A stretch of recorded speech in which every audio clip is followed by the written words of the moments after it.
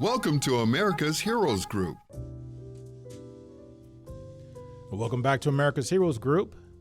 This time with our familiar partner, the Veterans Legislative Voice, our ASG correspondent. Today is Saturday, June 24th, 2023. June is LGBTQ Pride Month and PTSD Awareness Month. Our host is Kelley. I'm Sean Claiborne, the co-host. Our executive producer is Glenda Smith. Our digital media producer is Ivan Ortega of Scouts Honor Productions. And we want to have, once again, Stephanie Kalota, U.S. Army Sergeant First Class, a veteran and founder of the Veterans Legislative Voice. And we have some things that are going to pertain to military families. Some bills and policies are being addressed in Congress right now. So what's going on, Stephanie? Hey, so it's going on. There's a lot going on, especially in the last couple of months. For military families, one of the biggest things right now that's really become an issue, actually it's been an issue for many years, are the privatized base housing. Have you heard about that? No, privatized based housing for military service members? For military bases and installations when their families live on base. It started happening about a decade or two ago. The government the DODs started privatizing the housing on base. So they have contractors in charge of the housing on military installations. So are these guys like this? Were they just people doing the maintenance of things like that? They don't own any property on the base. They just come in and just kind of take care of the upkeep and things like that, from what I understood about it. Yes. Okay. Yes, and then so a big thing that's really come up was in December of 2021, housing contractor, I'm probably going to butcher out this name, Balfour Beatty Communities LLC pleaded guilty to defrauding the military over faked maintenance reports and agreeing to pay more than $65 million in fines and restitution. The frustrating part is then the DOD maintained the contract with them and awarded them more contracts. Following. Why am I not surprised? Right.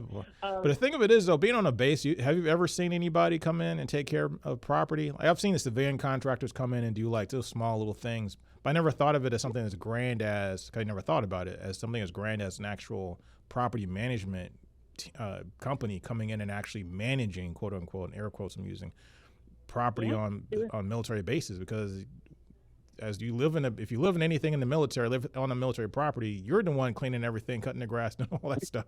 So who exactly? I've never seen anybody get paid to cut grass in the military. Painting the rocks outside. Yeah, I get it. Yeah.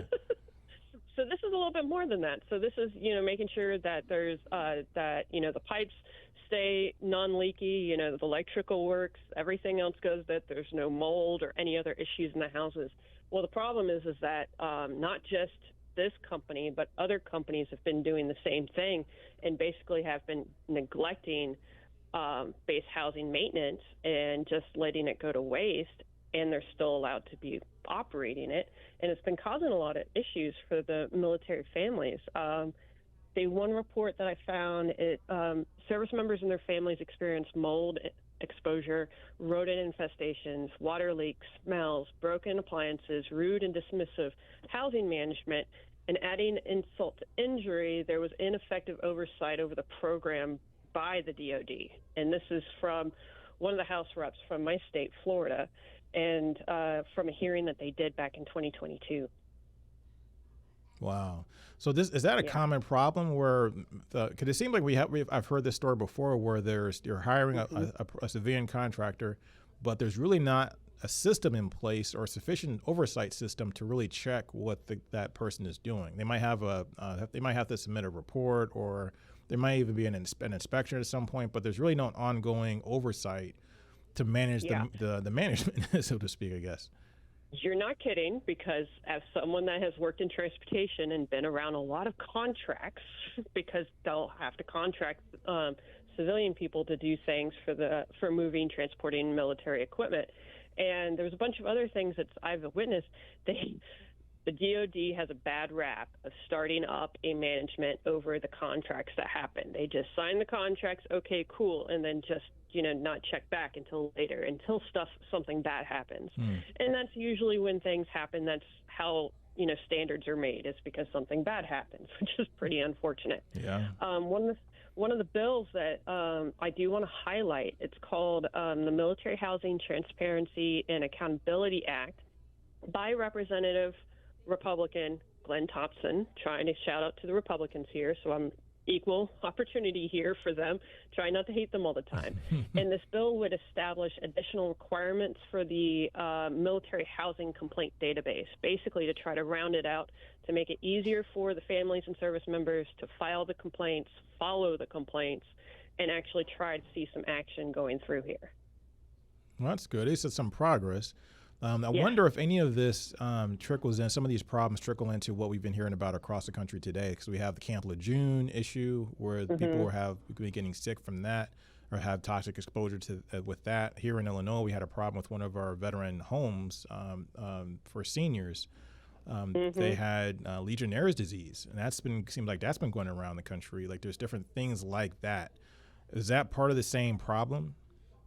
It is around, it hasn't gone to that scale like a Camp Lejeune. The closest would be probably the Red Hill fuel issue that happened last year, where some of the 1930s and 1940s age fuel dispositories were still in use, despite the fact that they are pretty bad. And so fuel leaked into the water systems, and that was the drinking water systems. And more than the half of I'm pretty sure it's Pearl Harbor in Hawaii was affected by this. And the base commander got under a lot of fire because he didn't really address the issue, because his stuff was not affected. So he didn't believe that it was an issue for everyone. And he got away with retiring and an award on his transfer, by the way. So, trying to highlight the people that still get away with crap. Wow. Yes, it's pretty frustrating. So be on top of that and really try to nail people so then they don't get rewarded for bad behavior. I wonder if it makes more sense. I know there is this push in government, or in legislation, I should say, to try and privatize many things. Even we've had conversations about privatizing the VA system, or in the hospitals and things like that. Does it make more sense since in the military, particularly, I speaks for the Army, and I'm pretty sure this can go for almost all branches of the military. We're taught in the military to be self-sufficient. If you get deployed to a war zone, you can't just go to Walmart and buy supplies. You got to be able to compromise and do things and be able to be self-sufficient and self-sustaining for possibly forever. Well, the problem is that when you have a self-sustaining force to cover everything that you need for a garrison, for example, your expenses are not going to be easily controlled, because you're going to need to hire more people to cut the grass, to do all the plumbing, to do all of these things, and then you're also paying for the benefits for all of these people. Instead, for the contracting, they pay over the amount of time, they pay a lot less when they just contract out the work.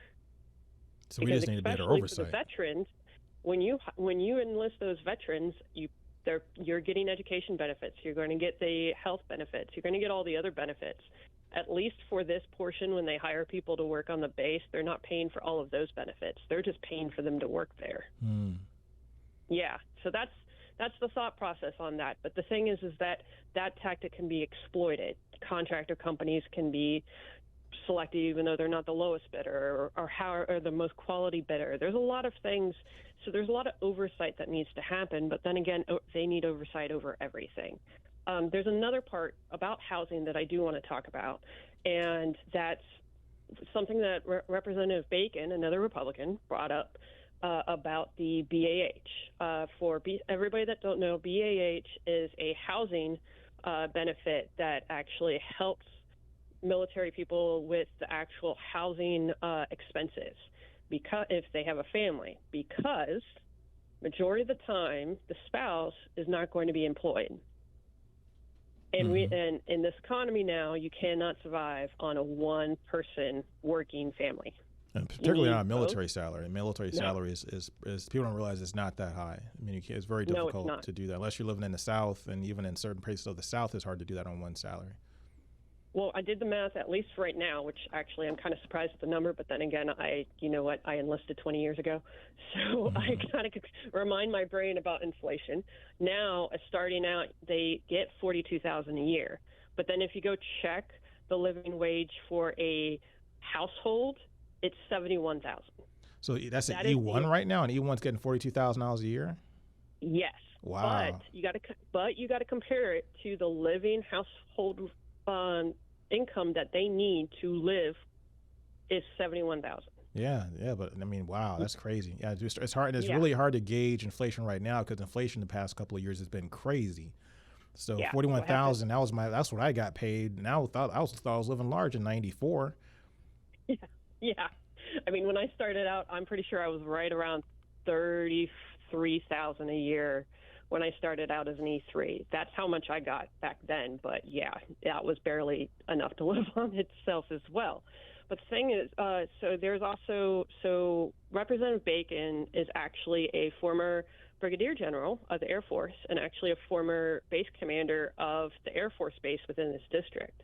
So he's actually been trying to fight for a better living wage going on for them, and also to increase the BAH, because BAH is dictated by Congress. It doesn't always go when inflation goes up. Right. And everybody knows that right now what's going on is a housing crisis. Prices are going up really high, even for rent. Down here in Florida, the rent is astronomically stupid. And so a lot of times the younger soldiers have to choose between paying their rent or paying utilities or paying food. Mm-hmm. So he's trying to make sure that they get a better quality life. I never lived on a base other than being in barracks. So is it hard to get on post housing? It depends on where you go, mostly because of the available housing that they have on the bases that you are stationed. When I was at Fort Lewis, Joint Base Lewis McChord in Washington State, they had already built a ton of new housing. And so those type of things, they had a lot of good housing there. If you go to other places like Oceanside, a Marine Corps base, the availability of housing is very slim. And that's mostly because of the area. There wasn't that much area for them to expand and build more housing. And housing is really difficult even outside the base. So that's a really difficult area to live. It almost seems like it would make more sense to build like apartment style housing on bases to kind of alleviate this problem. Because the thing is, when you think about when I joined the military and my brother lived on base, my father lived on base at one point. The thing of it is that you think of it as you have these opportunities where they can cover your housing and cover your food and things like that. But in reality, once you actually get out of AIT or your initial advanced training, that's not necessarily the case. You're living a regular life. You're living in a house in a neighborhood someplace. If God forbid you got to get moved somewhere, now you got to figure out how to move. How you're going to deploy from, say, one part of the country to another part of the country and get your kids reacclimated in school. And that's why your spouse can never find a job because she's always moving around every couple of years. Yeah, it's very difficult. I do want to highlight another thing out there, because military spouses, their unemployment is actually at 21%. From the 2001 survey, and that's stayed relatively the same since 2015. So there hasn't been much to really help them out. And right now, the national average of unemployment is 3.7%. Right, and keep in mind too that 21% also has to factor in a lot of the spouses are actually in the military also. Yeah. That's true. So if you look at the real figure of civilians who are unemployed, it's probably closer to 60-70%. I would not be surprised if it was that high. And to me, I would have to look at the survey, because I personally would be interested on how many they surveyed overseas versus stateside, or more out of the way places like in North Dakota. There's an Air Force base just south of Canada border, compared to other places that have bigger job markets like Fort Lewis, Joint Base Lewis McChord, outside of Tacoma, Washington. So that would also change a lot there. There's a bill, it's called the Military Spouse Employment Act.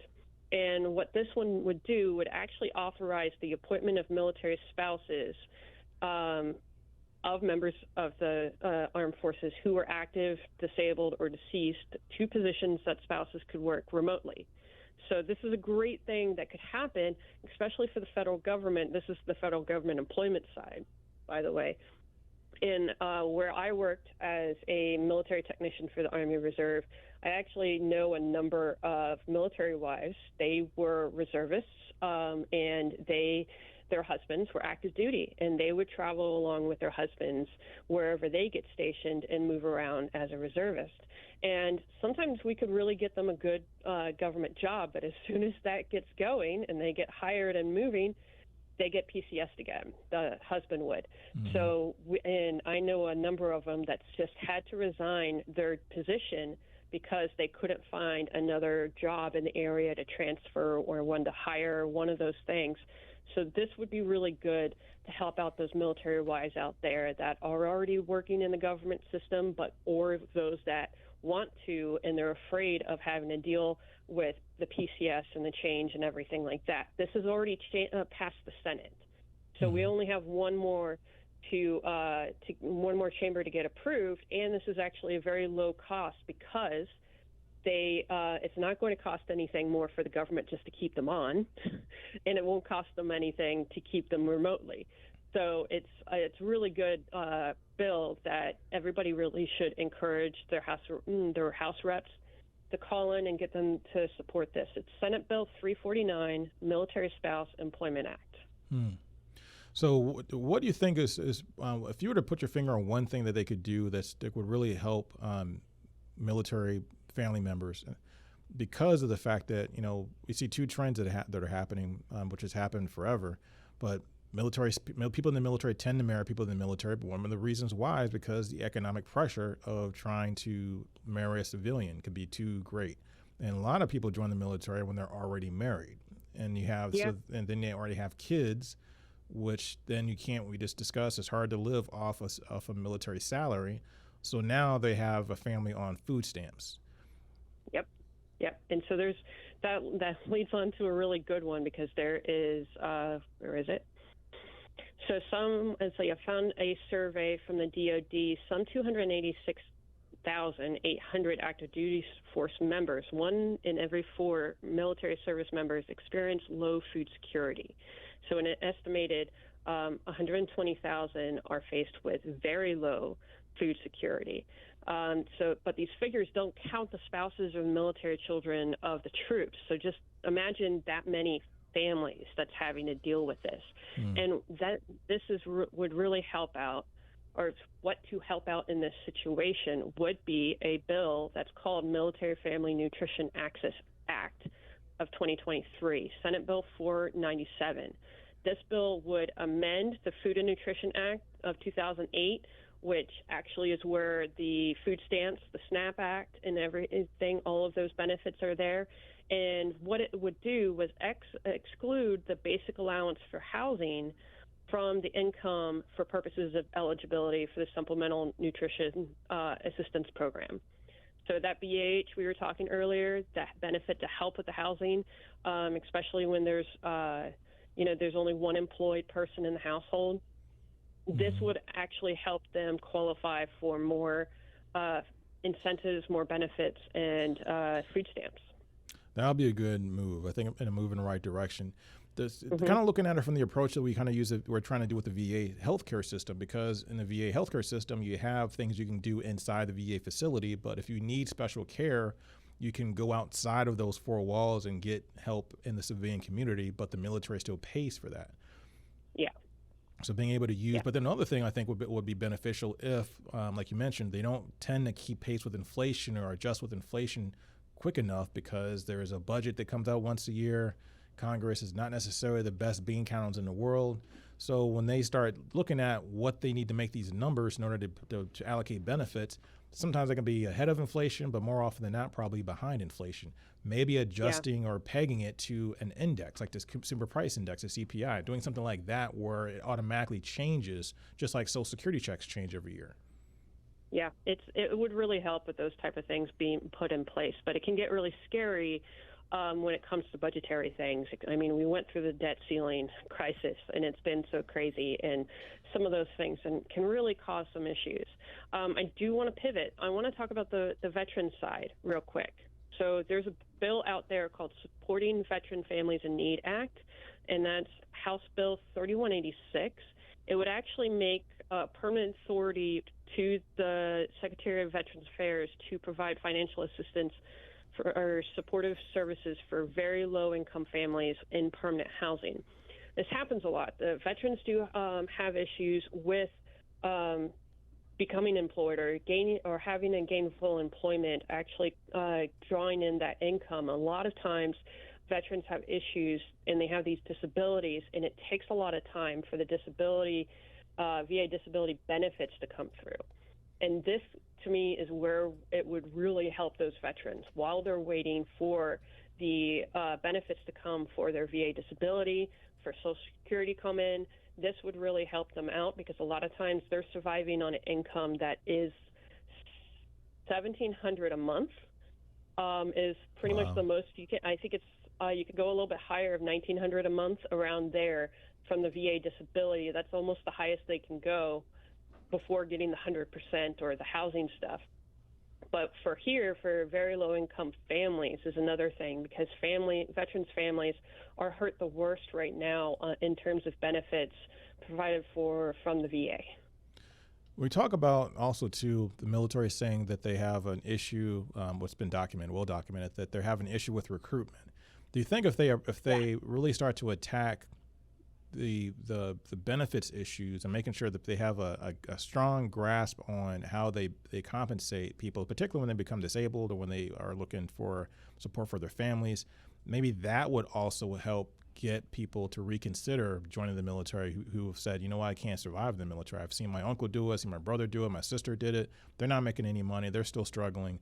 That used to be an avenue for at least trying to get a leg up or trying to find some success. If you were in a town in the South or in a town in a rural area, you would join the military because that was an opportunity for you to be more successful, particularly if you needed a job. But from what you're describing, it's like that does not seem to be the case for a lot of people. Yeah, they can have one hardship to another, and it gets really scary. Trying to find what the other one I wanted to point out. But right now, here's a couple of statistics for you with that. From the 2001 study that I talked about, only 49% of spouses reported that they were satisfied with the military life. And then a number of spouses who support their wife or husband remaining in the active duty has also gone down, and that was at 54%, that they think that their spouse should stay in the military. But I wonder, though, if that also has to do with what happened with Afghanistan and what happened with Iraq, because that was a long deployment. You're talking about a 20-year war with multiple deployments. This is 2021. This is 2021, so it's not that. So the amount of deployments compared to a decade and a half before, that was much worse. But this is a lot less issues with the deployments from that end. So it's not as bad as it was back in 2007, 2008, those type of time frames. So when the deployments start, did they start to dissipate a little bit as the war kind of got too closer to the end? They started I can't even say that word. They started to go down right around where Operation New Dawn happened, especially for Iraq, because you remember President Obama was trying to draw out of Iraq. So in that time frame, I would say about the deployments, this decreased by about 40 to 50% from that time frame, especially from where I saw on the reserve side. I mean, I worked for an engineer command that had a lot of stuff going on, and they were deployed a lot. And it decreased when Operation New Dawn and the draw out of Afghanistan really happened. So that means then, I mean, I don't know. I clearly can't see.